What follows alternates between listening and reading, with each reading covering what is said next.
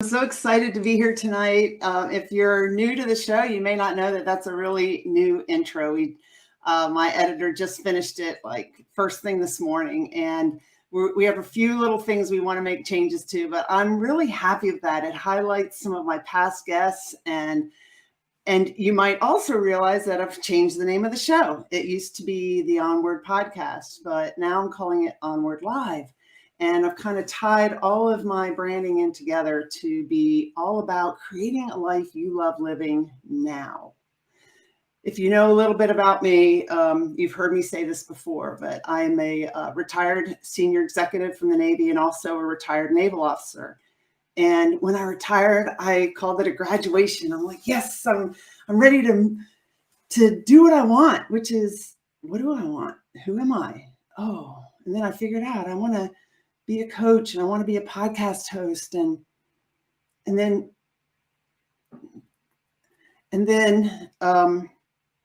I choke up when I talk about it still.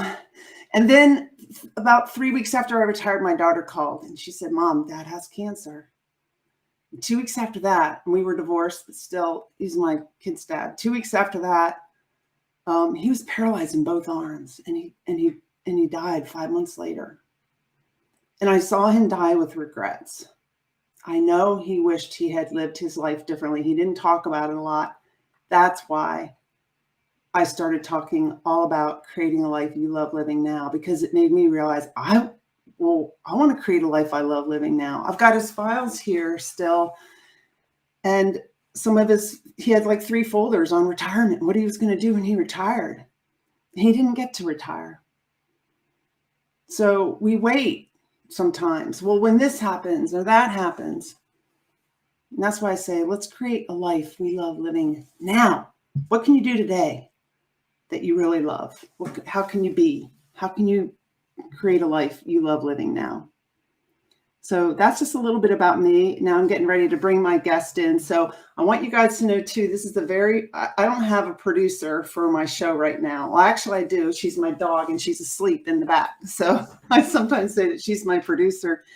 So I'm new at StreamYard. I mean, at Restream. I've done StreamYard before. I'm doing Restream, and we've got some of these overlays, which, you know, I love them. It has a picture of my guest and everything. So I'm sure there'll be some glitches during this show, but I'm just so excited that everybody's here, and I'm excited to introduce to you Bill Carmody, my guest. So let me bring Bill on. Bill, welcome. I'm going to move you over here. Sure. Thank you, Emily. Thank you for having me on your show. This is so fun. Yeah, I'm excited. So, you know, I've been working with you for the past year or so. You know, you're the head of coaching for Positive Intelligence, which you oversee the application of mental fitness for thousands of coaches worldwide, you and Shirzad, and you do a lot of the coaching in the area of business development. And that's completely understandable based on, I've got your bio here, reading everything that you've done. You've had some epic adventures, top 100 sales influencer, standing next to Tony Robbins as he rang the opening bell for NASDAQ. Wow. You dropped 50 pounds. You finished in the top 50% in your first, is that a typo? Ironman. I know, yeah. 140.6 mile Ironman. It's not a typo. It's not a typo. That's a 2.2 mile swim, 112 mile bike, and then a full 26.2 mile marathon. That's what that is. That's insane. Yeah. And then you were even flown to Brazil to interview Sir Richard Branson. Yeah. So you've done so much. You've started companies, but I like what you've got in your bio about the purpose of your life is to be an inspirational leader who solves problems and creates breakthroughs for himself and others. And you're doing that for all of these PQ coaches. I really thank you. Oh, thank you, Emily. I appreciate it. And I really appreciate you helping me get the word out here. It's an honor and a privilege to be able to speak with you tonight and to share with so many people the work that we're all up to. So, and thank you for being part of our whole PQ coach community. I mean, you're spreading that mental fitness expertise into the world. And thank you for doing that after an amazing career of the Navy and unbelievable service to the country. Thank you for all that you have already done and that you continue to do. You're an inspiration. Thanks. I'm looking at the people that are here. Tim says, thanks for being so vulnerable and sharing your story. Yeah, and I'm going to be on Tim's live stream in I think next week, talking about cancer. He's got one on cancer. So we just have so many people tuning in. Let's see. Debbie says ease and flow. Yeah, I'm working on ease and flow. How many PQ reps do you get for that? Yeah. So let's talk. Well, what's a PQ rep? What's positive intelligence? I mean, we're talking here about applying mental fitness to your relationships. Talk to us about that, Bill. In its most simplest capacity, the definition of mental fitness is your capacity to respond to life's challenges with positive rather than a negative mindset. It impacts peak performance, peace of mind, wellness, and healthy relationships. And today, I really want to spend most of our time talking about healthy relationships. It's something that I think is near and dear to, well, everyone's heart, because essentially we are a connected, interconnected human beings, and we really thrive on those connections. And so having powerful relationships is one of the greatest benefits of being mentally fit. So I really wanted to use this time and opportunity to dig into that a little further. Yeah, that's awesome, because this mental fitness can apply to so many aspects of our lives. Yeah. You know, parenting, relationships, how we handle, you know, how we I don't know, at work, how we handle ourselves. So this isn't just relationships with our family, it's relationships with work. If you're a salesperson, how do you do sales? It applies in so many different areas of our lives, but tonight we're focusing on relationships. Yes. And I remember at one point you talked about how, because I resonated with it, you talked about how you weren't the best at relationships in your career. Yes, that's correct. I resonated with that. Yeah, it's interesting because we'll talk about different types of relationships, and there is your primary relationship, which can be coupling or marriage, or any type of form of your primary relationship. There is work relationships, which you're asking about right now, and then of course there's friendships, and there's the casual relationships that we have, and even these tiny relationships that we have just standing in line at a grocery store. There's all kinds of different dynamics here, and this applies to all of it. And what I realized in my own mental fitness training was that my top two saboteur voices in my head, besides the judge, were my controller and my hyperachiever. And I think part of what I realized in how I damaged relationships was that when the negative self-talk really got in my head, and I was interacting with people at my company, I noticed that I was really just fixated on the outcome at all costs. And so what that meant was I was very successful at building and scaling businesses. The downside is that I was really railroading anyone who got in my way. And so from that perspective, it really didn't build strong relationships. And, it was sad to me that, after I exited my second multi-million-dollar marketing agency, I realized, I just hadn't developed or cultivated relationships that I could have during that time. And that there's a lot of people who I had felt like I'd either alienated or estranged in the ways that I handled those relationships. And it was the absolute opposite of what I wanted in my life. But it was something for me to really take a look at. Yeah. Definitely. I mean, I related to that because, and I've read the book. This is the book, Positive Intelligence, and it talks in there about how people who have the hyperachiever saboteur tend to be really focused on outcomes and feelings. Relationships are kind of a nuisance because they get in our way from just let's get it done. And then that's how I was. Let's get it done. Let's check. All right, check that off. Let's move on to the next thing. And then I also have a restless saboteur, which I really didn't realize. I thought it was more the hyperachiever. I just want to get a whole bunch of stuff done. But my restlessness has me doing this, then this, then this, then this, and going crazy. And then you add in the pleaser. Yes. And yeah, it was so challenging. And so it's just eye-opening to take that assessment that you can take on the Positive Intelligence website and learn about yourself. Yeah, that was the first thing for me, was to really see exactly what was driving me. So I think what was fascinating about the relationship aspect for me was the understanding that when I sort of went to that place of control, it was in fact alienating, and it was alienating at every level. And I think that was the part for me, is I wasn't allowing my team members to show up fully in their own self, because they were really concerned about what I would think. And so they were constantly editing themselves to make sure that I didn't, railroad them. And that was one of those things where we didn't have healthy conflict. It was really one of those, I was driving an outcome, and anyone who got in that way would suffer the consequences. And I think what ends up happening is that when I first learned about this work, I thought, but wait, I got all these things done. Look at all the things I accomplished. How could this be bad? We had to take a step back and look at, like, what was the carnage that I had created? What were all the damages that I created in all the relationships that I had over my career, and what that would mean. And so really to see the ability to still have as good or greater outcomes with ease and flow, in a way that would actually create powerful, long-lasting relationships. Now that was very appealing to me. The ability to not just have that active drive, but to channel it in a way that was productive, healthy, and supportive of the relationships that I wanted to have in my life. Yeah. And I remember just thinking, this is the way life is. I mean, work is hard. Yeah. You just have to keep pushing through. It's just hard. This is no the way pain, no gain, right? Yeah. And I also thought, well, it's too bad those people don't like me. We're getting stuff done. That's right.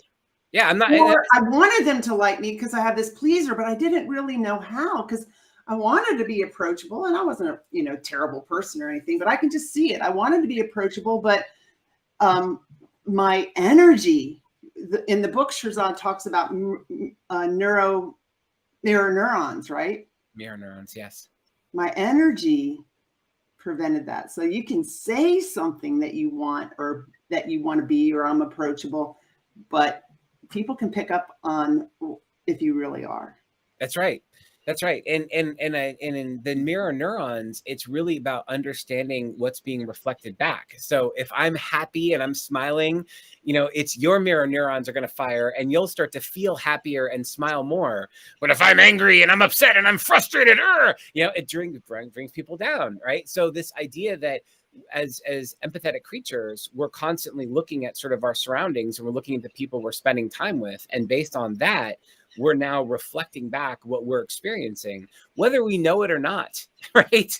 And so, a lot of times as the CEO, one of the things I thought was, like, I thought I was a pretty good actor holding down my frustrations and all the negativity. I was terrible. I was read like a book. Everyone could see what was going on. And every time I'd show up, people would react based on my mood swings. And that's a terrible way to run a company. It's a terrible way to have, there was no culture. It was so many things that I left off that I really just missed the mark on. And that for me was the first coming of understanding of what were the damages that I created to create the outcomes that I was committed to having in my life. And oh my God, I'm so glad there's a better way. And that was really the awakening of, okay, well, what else is possible? Yeah. And I think too that I've seen this, you probably have too, you come from one, as a leader, you come from one meeting, you go to the other, and you might bring that stress into the room from the other meeting, and everyone's sitting there, they pick up on that. It changes the whole dynamic of that meeting. So here we have a comment. Remember the relationship with self, Carla. Thank you, Carla. That's exactly right. Yeah. And it's funny when I'm saying all these things about the different relationships, that's an easy one to miss, because we forget about the conversations we're having about ourselves to ourselves. And that's probably the most important relationship, given the fact that if I don't have a good relationship with myself, how could I possibly expect to have this materialize into anything that is productive with other people? So Carla, thank you for that great reminder. Appreciate it. Yeah, thanks, Carla. So we're going to, today, one of the things that we're talking about is you have written a book, and it's called The 3 Rules of Marriage. And there's your website. Yeah. Yes. And you were going to talk about how, like, positive intelligence can help impact marriage. And but first, Can you explain? All right, I said positive intelligence. Some people, so explain how positive intelligence works with the term mental fitness. Yeah, so really early on in Shirzad's work, it was a concept around what is a way for people to understand the outcome of positive intelligence. So when you have positive intelligence, what is that? It's being mentally fit. So the concept of mental fitness was derived by looking at what is the positivity and what is the outcome of positivity. And really what it comes down to is if you think about the neuroscience behind our brains were not wired to make us happy or even productive. Our brains were wired to keep us safe. Mm-hmm. So if the bushes were rustling, right, it paid to run away, to be terrified, to be in fear, and that negative energy actually helped us survive as a species 10,000 years ago.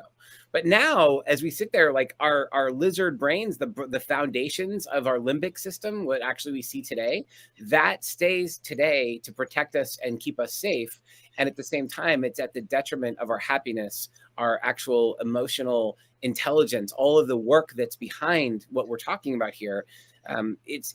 That is the thing we're looking to shift. And so when we shift from a negative to a positive mindset, it actually opens up new possibilities because we're no longer being driven by fear or negative response. We're being focused by what else is possible in a positive state.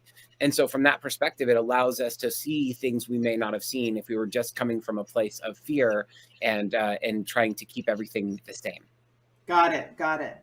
All right. So let's get to your book, The 3 Rules of Marriage. Yeah. Why did you write that book? So this was a celebration. My wife and I have been married now for 21 years. So on our 20th wedding anniversary, I really wanted to use this as a way to launch the foundation for what had created such a blissful marriage for my wife and I. And just as a little bit of background, I grew up in a divorced household. When I was 12 years old, my parents got divorced. It was a defining moment for me because I really was looking at this. I was thinking that my parents would be together forever. There was no reason for me to believe that wasn't the case. So I didn't see it coming, right? I was total blindside. And I realized as much as I, at the time, was traumatized by the experience, I knew it was the best gift my father ever gave me was to divorce my mom because the two of them were not happy and they were not in a place where they were really living their best lives. As a child, you just want your parents to be together, right? So you want them to be there. But as an adult, I realized what he did was he allowed himself to have the life he deserved, and he actually allowed my mom to do the same for her. So it was really a beautiful gift. At the time, I didn't see it that way. At the time, I experienced scarcity, fear, uncertainty, doubt. Like my whole world was rocked. And so growing up with that, I was looking for what is the model of a successful marriage. And so I looked at my grandparents and I saw that they had stayed together for religious reasons. And so they weren't happy. They were together. They weren't divorced, but they were very miserable as a couple. And that was like, okay, so that's another extreme. So I see a divorce. I see staying together in a marriage that I did not experience as full of love and happiness. And so I was really on that search. Well, when I met my wife, Elena, before we even started dating, I got to meet their parents. And at the time, they were 45 years blissfully married. And they were literally patting each other on the butt like newlyweds. And I was like, what is this? This is very different than what I'm used to seeing. And, so when I ended up dating Elena and we'd been friends for a good solid 2 years before we started dating. So it was a very short dating period. We got engaged about 3 months after we had started dating because we'd known each other for several years prior. Okay. There was not much more, all our secrets were revealed. We were already there. But when I got engaged, I asked my father-in-law, Richard Neitz, I said, what is your secret? Like, how is it that the two of you are so blissfully married 45 years in? And he said, we follow 3 rules. And I said, okay, hold on, let me get a pen. I want to write this down. And so it really, these 3 rules of marriage are actually from my father-in-law. And it is time tested. He is now, fast forward, they're 65 years blissfully married. My wife and I are 21 years blissfully married. And it's all about this foundations. And that's why I started writing this book before I joined Shirzad and Positive Intelligence. So it was already well in the works. So it was too late to go back and retrofit the book to all the things I'd been learning about mental fitness and positive intelligence. So really the purpose here was to sort of say, okay, well, there's some foundational material pieces that Shirzad has come up with, which connect with these 3 rules of marriage. And that was one of the reasons why I wanted to come on and talk to you, and also invite others to come join us for a deeper dive discussion on February 9th. And we're going to go into this in greater detail. Right. Yeah. Let me add that I have a little right here. It says we're having a free event. And by the way, Emily, you're doing such a great job seamlessly moving on all of the plugs and all the transitions. It's great. You're a total pro. This is fantastic. Yeah, no. Here we go. This is the one that we were saying, oh, this isn't working. We're going to have to adjust this overlay. I don't know why, because I think we use the right format, but it's just kind of not working. So I'm going to switch to this one. Let me see, the thumbnail one. That's and good. I like this one because I can put Bill right there. Oh, thank you. So tell us about this free event, Applying Mental Fitness to Relationship Mastery. Sounds awesome. Yeah, so this is the first time we are going to completely deconstruct understanding the foundations of mental fitness as applied to the 3 rules of marriage. So really, this is the crossing of the chasm to be able to talk about both, why they work. So in the book, what I talk about are the 3 simple rules that you can use, and we can talk about those tonight, that will really support any relationship, but especially your marriage. And what I did not do in the book was talk about how mental fitness can actually enhance this work and how it actually explains why these rules work. And so you have another book coming out? Yeah, exactly. There's a lot, right? But essentially, that was essentially it, was the idea of understanding the foundations of our sage powers and what that means in terms of how we can actually build a blissful relationship, and also where our saboteurs will show up and how we actually avoid the saboteurs. So intrinsically, if I go through these rules briefly, I can share with you what it was that you can see. And if you understand mental fitness, you'll immediately get a sense of where these are coming from. But if you start with the first one, which is don't keep score, the original rule of that was to help the relationship stay in the present. And so when I begin to keep score, what ends up happening is I start living in the past. I'm anchoring our relationship to past events, which my partner can do nothing about. And so if I'm constantly drugging up the past and talking about all these things that have happened historically, we're no longer dealing with what's happening now in the present. And therefore, the result of it is we're not going to have the relationship we want because we are forcing ourselves back into the past. Okay, so let me ask you a question here. Yeah. Let's try that. So, okay, but sometimes, like when you're having a disagreement or something, the past is relevant. And number one, and number two, how do you, if your normal routine or habit is to start talking about the past because something still really bugs you about the past. Mm-hmm. How do you stop that? Yeah. So what you do in the moment is you talk about your experience.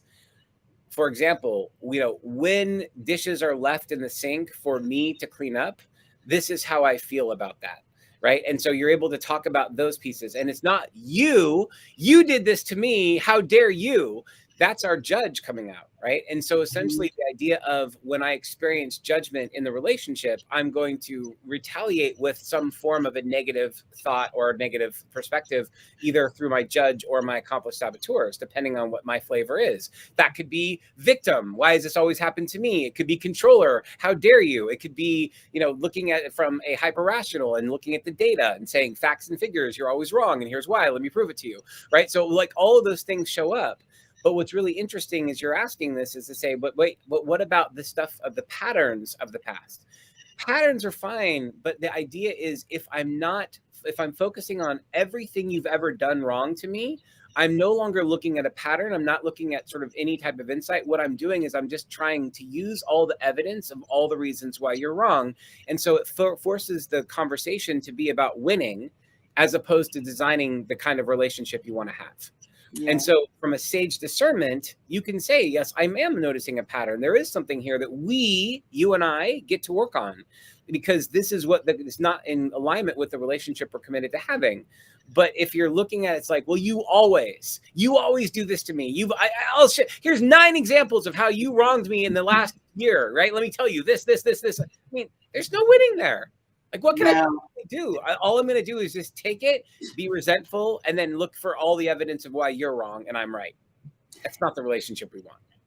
Right. And what we learn about in positive intelligence in the mental fitness program is that you know, pointing and just blaming is the judge in our mind, judging circumstances and people and situations. And that's in a different side of our mind than the sage perspective, which is, and that's what mental fitness does, is it helps you catch yourself, strengthen your self-command muscle to realize, I'm in judge. I don't want to be. That's where I normally, I'm in that other side of my brain where I normally go, and I'm going to practice and create new neural pathways so that I start to switch to the sage perspective. And when you do that, you come up with different ideas and ways, and you're coming at it from a loving place. That's right. That's absolutely right. And so what ends up happening, right, is when you come from that loving place, you now are discerning, not judging.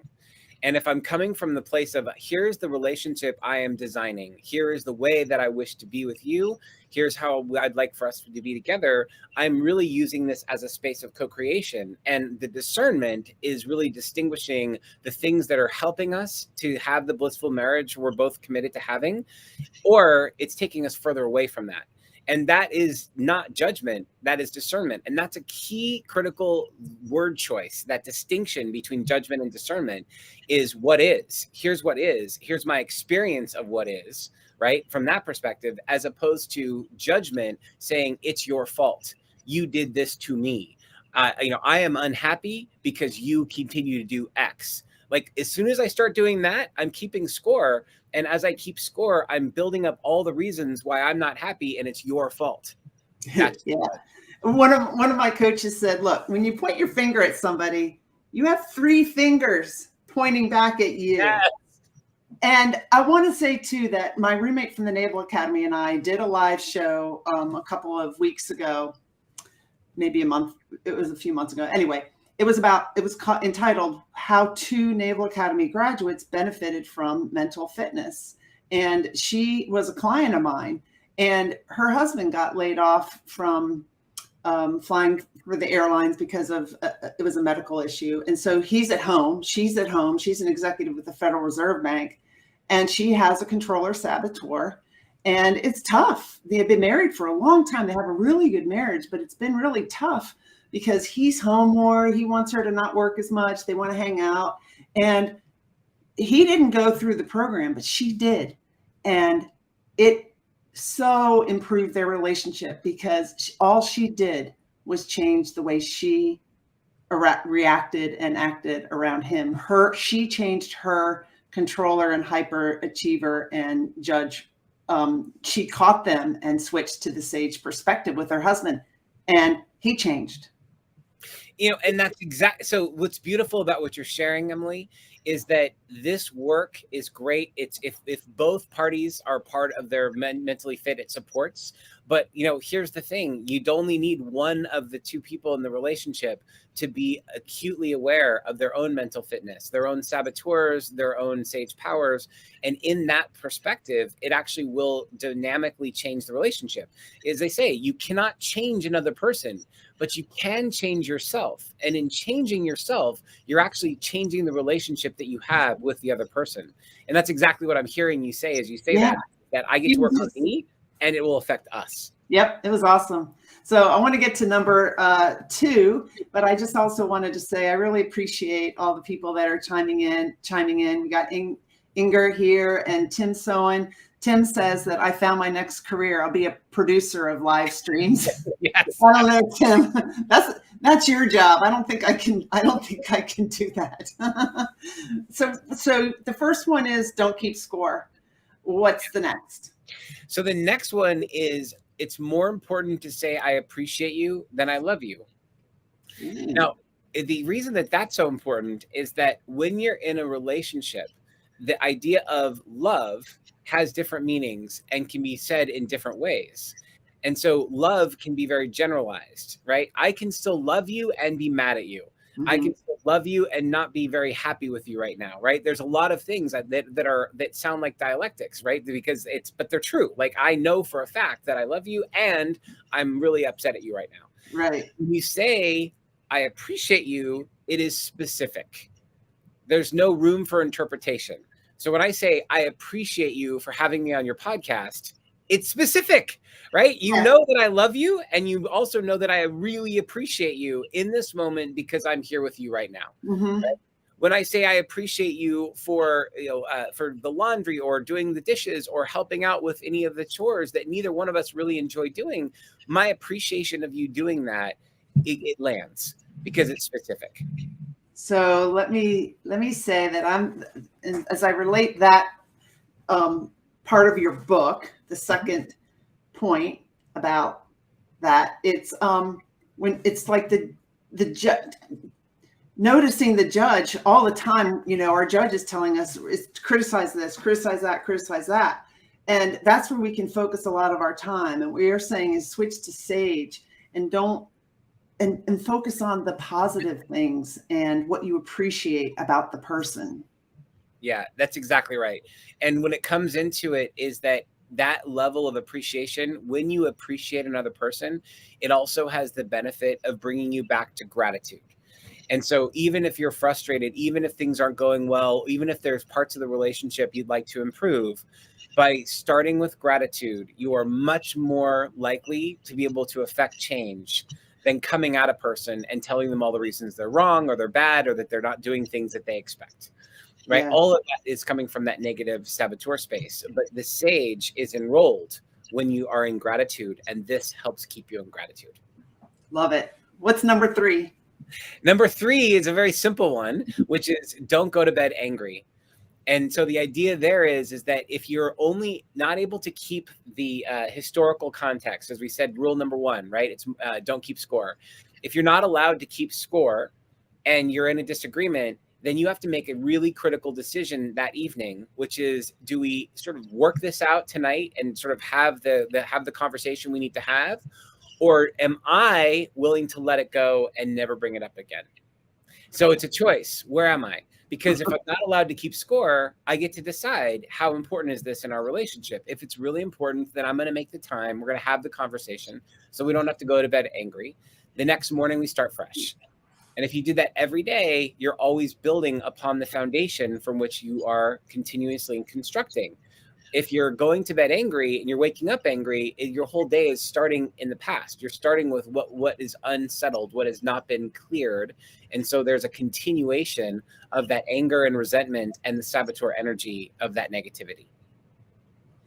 One of the things that we do in this positive intelligence mental fitness program, coaching program, is Shazad leads us through a meditation. A meditation where we go and visit.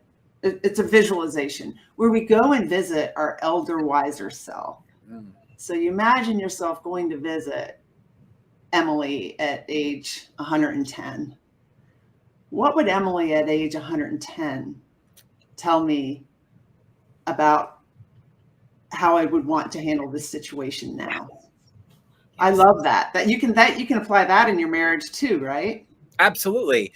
And the whole thing about it is that that's your sage power navigate, right? What is it that I actually want in this relationship? Do I want to be right? Or do I want to have this beautiful relationship and this person in my life for the foreseeable future? When I'm designing my life with my wife, what I'm really thinking about is, what is it that I want out of our relationship? And does this actually help align with what we're looking for? So the wiser older self is just me looking back and saying, okay, how much will I care about this 20 years in the future? 40 years in the future, right? How does this even matter? And if it does, why does it matter from a values perspective, as opposed to you didn't do X or I didn't do Y enough, right? Right. And that's what I could actually see my former husband, my kid's dad, regretting when he was when he was dying.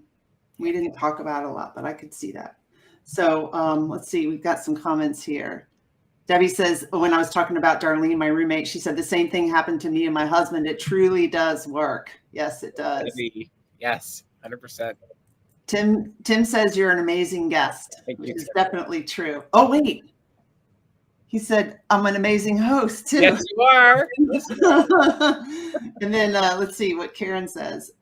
Karen Gifford, Emily, thank you for using your Sage Explore power and putting yourself out there so that we can all learn. Bill, thank you for supporting and expanding the PQ community and co-creating with Emily this opportunity to enlighten others. Yes, you're welcome, Karen. Thank you for being here. If anyone has a question that you want me to ask Bill, or that you want, just post it and I'll try to catch it as we go through some of these comments. And just one thing on that point about what Karen just said, I really appreciate what Karen's sharing, because this is co-creation. I mean, this is really what's beautiful about this work, and why I'm so excited to be part of this this community, is that the Positive Intelligence community hosts thousands of coaches who are helping tens of thousands to hundreds of thousands of other people in their coaching business. And you think about, as that expands, as more coaches come into the community, think about the millions of people we will eventually serve. So I am honored to co-create here with Emily today, because it's actually showing what's possible when you have really great individuals coming together to think strategically about the outcomes that everyone wants in their life. You would let me just switch this here. Yeah, you would not believe if you're a coach and thinking, well, do I want to become a positive intelligence coach, a PQ coach? You wouldn't believe the support that you get from Bill and Shirzad, and the in-depth training that you get. I mean, I went through the program I think it was March, and I'm just getting ready to be certified. And I was going to ask Bill if maybe this could count as, you just certify me now. But anyway, you learn so much, you go so in depth. I mean, there is this initial 6 week program. And actually I have, oh yeah, positiveintelligence.com up 100x. I'll put that in. I have a 7-week mental fitness program, and my next one starts on January 27th. And the enrollment deadline is this Wednesday. And maybe, Bill, you just want to talk a little bit about what this program entails and why it's really just the beginning of your mental fitness journey. Yeah, it's really interesting when you think about sort of what are the distinctions of mental fitness relative to like an intellectual understanding of this versus an actual practice. So the real value of the 7-week program that you're identifying right here is the daily practices that you will go through, so that you don't just intellectually understand something. I mean, how many of us have gone to this like life-changing conference? I spent 2 years with Tony Robbins, love the guy.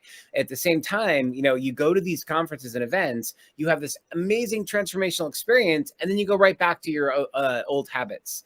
And this happens time and time and time again. So you could go pick up Positive Intelligence, the book, and you could read it, and you could intellectually understand, oh, I get what mental fitness is. And you would, like, you understand the neuroscience and the positive psychology. But as the poet Morpheus in The Matrix used to say, there's a big distinction between knowing the path and walking the path. And to me, this is the 7-week program is walking the path. It's really the ability for you to step in, not only understand the negative saboteurs and what your sage powers are, but to live the work in the real world where you can actually see the impact. That is the distinction. And until you've actually gone through that, you understand mental fitness conceptually, but you're not living it, and the ability to actually walk the walk during an actual 7-week course where you're supported by peers and someone like amazing like Emily, who's helping you to make sure that you really connect this directly to what's going on in your life.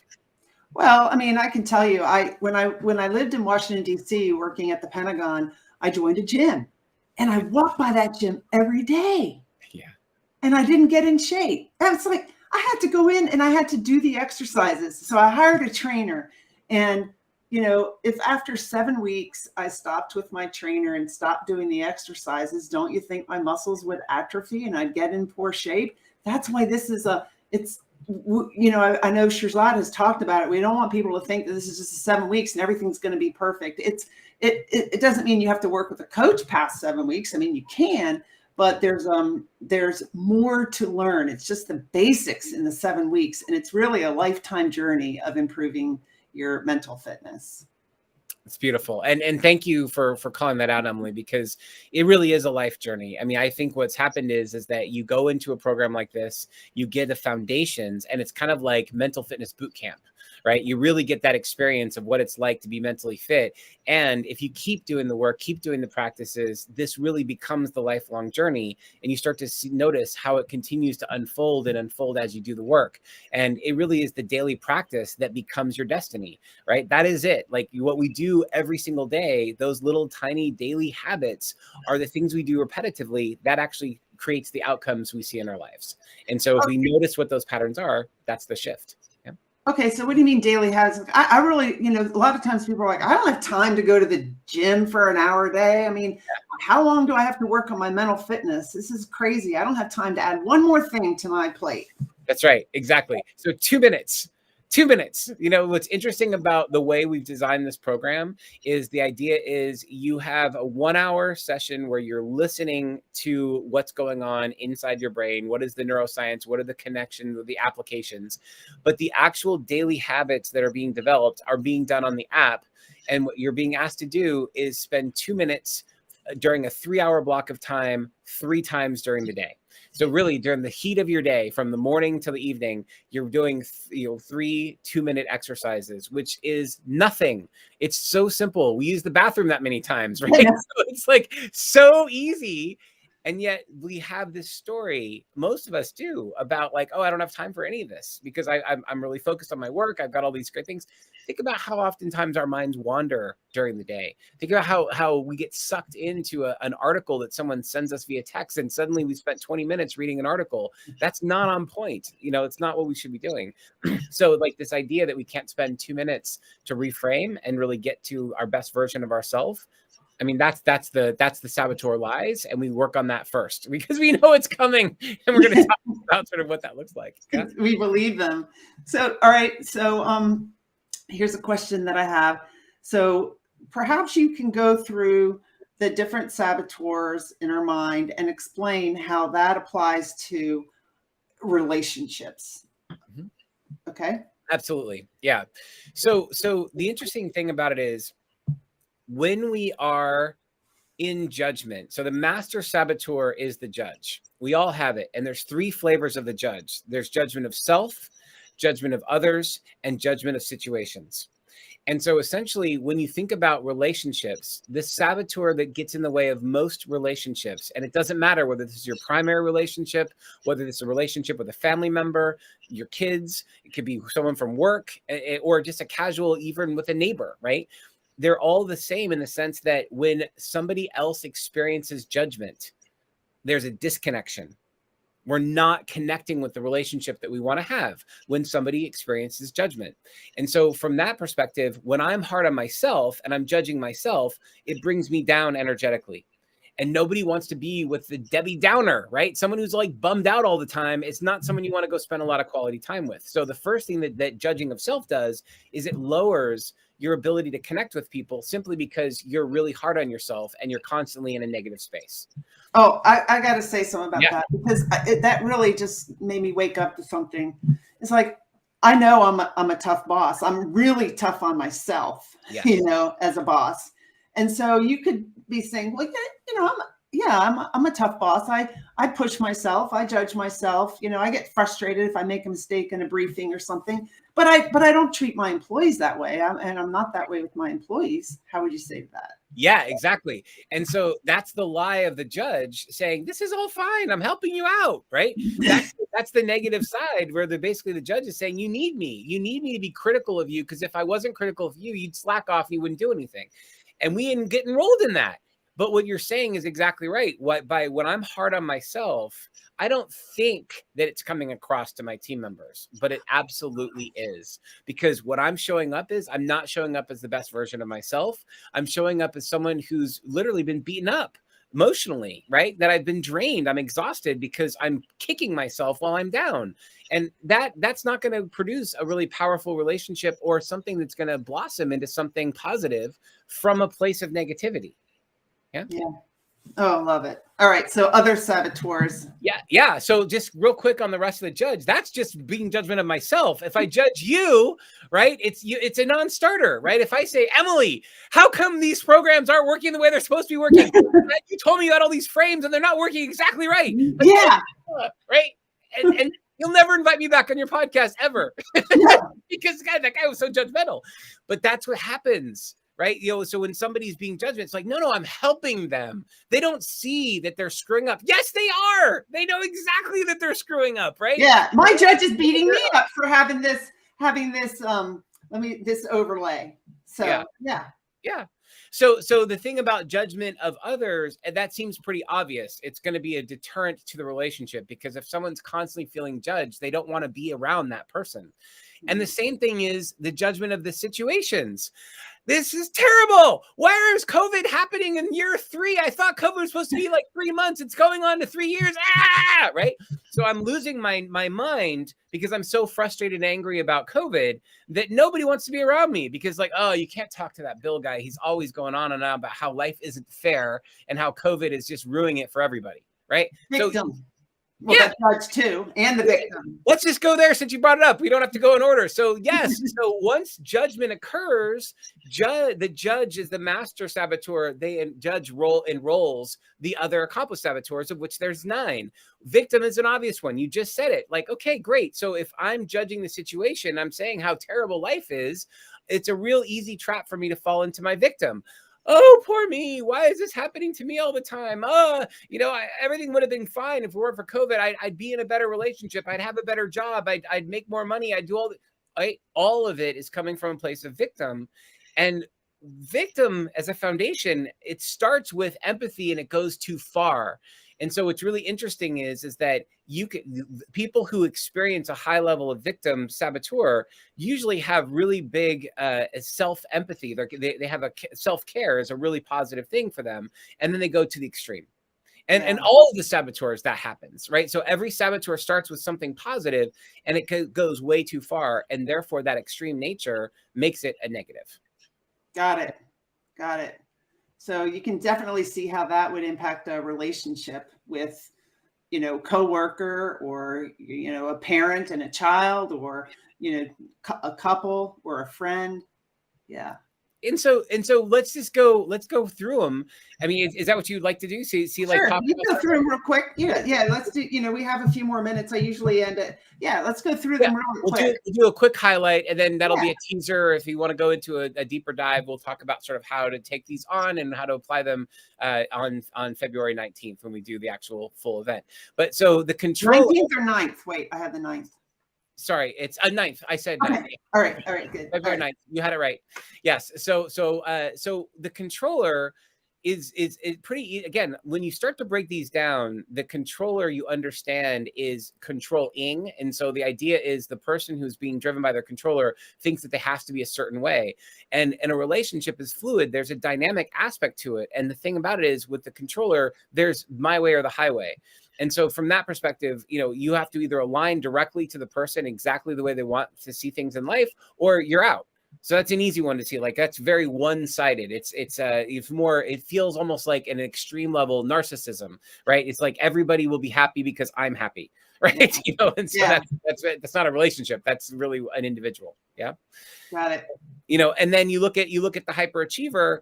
And the hyperachiever is somebody who's constantly looking at the next thing. And so from a relationship standpoint, I don't have time to invest in the relationship because I'm constantly doing something else. I'm working on my next book, my Ironman. I'm trying to get promoted. I'm trying to do whatever it is. And therefore, there's no room for you, because basically if you don't directly fit into what I'm working on right here, right now, I have no time. So maybe I have time for you when I'm training for my Ironman, but the minute that's over, I'm on to the next thing and you're out. Like, I don't ever talk to you again. Yeah, got it. And also probably don't celebrate because, you accomplished that, but it tells you that not quite good enough. Move up. Yeah, exactly. Exactly. And then you mentioned early on in the very beginning, you talked about the restless. The restless is the same thing. It's like, I don't have enough friends. It's like, so this friendship's going okay. I like this, but now I'm on to the next thing. Right. And it happens in dating too. It's like, you see people in a pattern. It's like next. It's because essentially they just when things are starting to get good, they get bored, they move on. And so they're not willing to do the heavy lifting in the relationship because relationships take work. Right. Wow. Yeah, they do. They do. So, stickler is easy. You start to see like, hey, if the relationship isn't perfect, then I'm out. Right. So it's like, I want to have the perfect spouse. I want to have the perfect relationship. I want to have the perfect child, whatever it is. And perfection is an illusion. It's not attainable. And so it damages a relationship by holding the other person to an impossible standard that they could never, ever meet. And why would you? We're imperfect human beings. Yeah. Right. Avoider. Yes. I mean, here's the thing. I don't have time for you. Avoider is, look, I really don't have time to invest in the relationship because it's getting tense. Usually the avoider is coming from a place of, there's something important I want to tell you, Emily, but I don't feel comfortable. So rather than being vulnerable and having a conversation about what's really important to me, I just don't. And so I ghost you, I take off, you never hear from me again. There's no relationship. So obviously if I'm avoiding you, we really can't build on anything. Yeah. Yeah. And so there's so much to learn. I just have really enjoyed this conversation, Bill. And I know you put in the chat that there is a way. You put it. I'll add it in the actual chat when I go post it later. But there is a way, probably too, if they even just go here and follow Positive Intelligence on LinkedIn. But tell us about the 100X program. Yeah, so we did something really phenomenal just for coaches. And so these are coaches. These are not aspirational coaches. These are people actually coaching on a regular basis, and they're being paid and compensated for their coaching abilities. And so we realized that this work is too important to not get out there in the world. And the way we're going to do that is through our coaching community. So the 100X program is very simple, positiveintelligence.com/100X. Tonight is the last night, by the way, for applications for Cohort 9. So like Cohort 9, we do four of these a year. And in doing 4 a year, what Cohort 9 is going to be launching is the application can go in by midnight tonight Pacific time. So you still have time. Basically, you're signing up for our grant program. And so normally this program, the 7 weeks that Emily was talking about without a coach, if you're just doing the technology, is $995. So it's $995. But with the grant program, every coach who is a qualified coach, basically someone who's coaching in their industry, can get the whole program for free during our 100X program. It's only tonight for Cohort 9, and then we'll see. Then it's going to be another 3 months. So we do this in another rotation. So essentially, if you didn't get this tonight, then you should absolutely sign up for Emily's program. Yeah, because she'll take you there and she'll help you out. Yeah, I mean, you get an app on your phone, and it's so easy to use. It's and there was something that I was going to say. It's just, I'm in Cohort 5. And so I wanted to say too, that the application is not really long or hard, or anything. So don't be like, oh, I don't have time to do a whole long application. It's really not that long or hard, but the value that you get out of the program is awesome. And I just wanted to say, I'm leading, right now, I'm coaching, actually, I haven't told you, I'm coaching my son and his wife. It's really interesting. About being a coach with somebody that, I mean, he's my son. So I'm really applying my coaching skills of being objective, not judging. And it's going great. And they're going through the program. And then I'm also coaching some people from a couple of businesses. They're in a pod together. So 4 people from one company and 2 from another. And they're really we're getting ready to start the second week. So, but they're learning too. And so it's fun, and teams, leadership teams and teams of people can go through it too. You actually have a B2B group. But so let's talk a little bit about why should people attend this free, mental fitness to relationship mastery. What are they going to get out of it?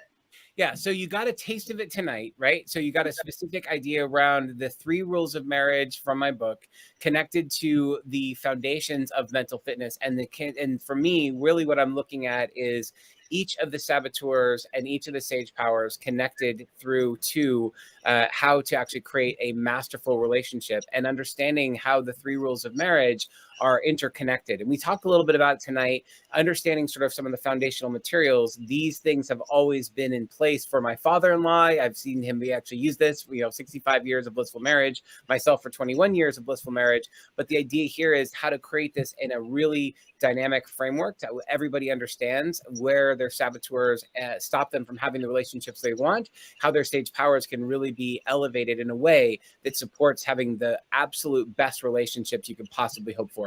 So we're going to spend a lot of time unpacking that, and then using this as an opportunity for individuals to then work in small groups and have conversations. We'll be able to have some sharing time that will allow others to participate in ways that will also get them to really motivate and activate right there on the spot, and really play with other people who are attending the program. So we'll have a lot of fun.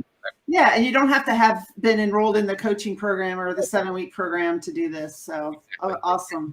All right, let me just recognize a couple people here. Pramila, thank you for joining us again tonight, Pramila. Nepal, I think she's from Nepal, which is kind of cool. And Maria, if you watch the intro video, you should watch it. Your picture's in it. So let's see, because you were a past guest. So Lisa says, this has been amazing. You guys make a great team. Thank you, Lisa. And Tim is always so helpful. He's a producer. See, he's putting this in the comments so people know where to follow you guys on LinkedIn. And if you haven't signed up, get out of your way and do it. It will change your life. You're so right, Debbie. Thanks, Debbie. You're so right. Whether it's if you're a coach and you want to do the 100X grant program, or whether you want to sign up for my program or a program with another coach, that'd be great. Oh, Dave is somebody who's really active. Coach, there you go. See, he put it in there. Thank you, David. Yeah, thank you, David. I appreciate that. He's involved in the app. That's another thing about the cool thing about the app is that we're able to communicate with people in your accountability group. When you sign up, you're in a group. You're in the app with people from all over the world that got in the program on the same day you did. That's right. And that's right. Cool. Yeah, it's very cool. Yeah, somebody will post a comment or an observation. You're like, oh, I didn't realize that's happening with me too. So yeah, it's deeper learning and really supports the journey itself. I totally agree. Yeah. It's a big aspect of the program. It's good. Yeah. What do we have here? Karen, if you're a coach, the grant program is the best gift you can give yourself for your own development. 100%. 100%. I've gotten so much value also out of the more in-depth program after the grant program from you guys. It's amazing. Tim says he has to go, but amazing show. Thank you, Tim. Oh, Barbara Stankowski. Thank you. Thanks, Barb, for joining in. She's a retired Navy captain. Awesome. James, yeah. James Petrone. Hello, James. And I think I got as many people as I could here. That was great. Thank you both. Thanks, Kristen. Thanks for joining us. Thank you, Bill, for being my guest. I really appreciate you. We pulled this off kind of last minute. Yeah, I really appreciate you, Emily. Thank you for having me on your show. Really great. Yeah. So another shout out to the February 9th event. And I'll post it in the comments as well later. And I should say that the URL at the end, 3rulesofmarriage.com/events for all the details on what's happening on that event. It's a good place to go. So yeah, definitely. Right.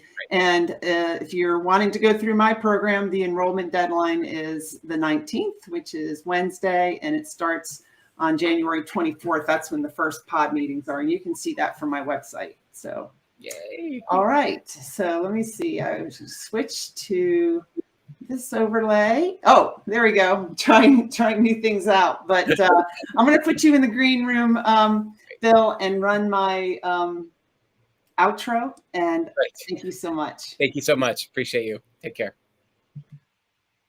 Thank you guys for watching and for putting up with my newness with Restream and everything. I want to thank Gabe Leal. Gabe helped me out a lot this weekend with just kind of walking me through some things at the last minute. I really appreciate you, Gabe. I want you to know that. So let me play my outro video. This video still needs a little bit of work, but I just love it. We're making a few more changes, but I want to share it with you guys. It highlights some past guests on the Onward podcast. And now, like I said at the beginning of the show, this is the Onward Live, which is all about creating a life you love living.